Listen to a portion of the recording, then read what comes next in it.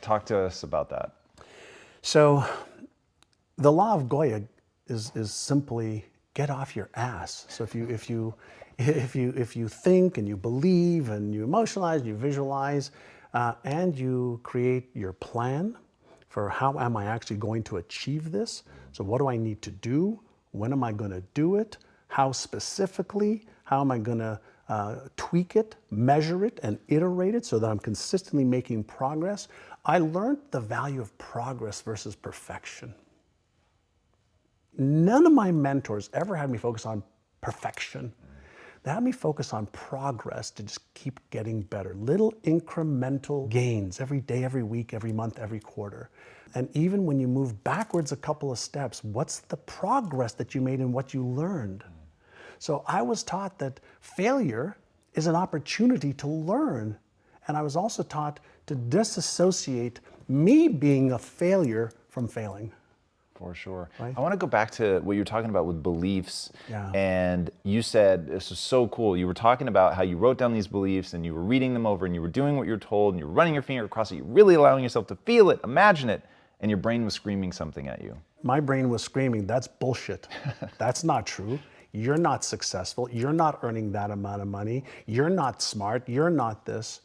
But I was also taught at the same time that when that happens, first and foremost, that's normal. That's the old self and the old patterns trying to fight for their life. And he said, with repetition and emotion and consistency, initially it's hard. And you have to use conscious effort to create the new beliefs.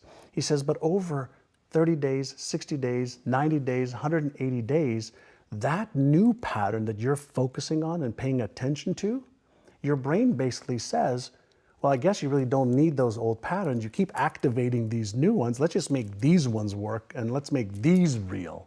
Yeah.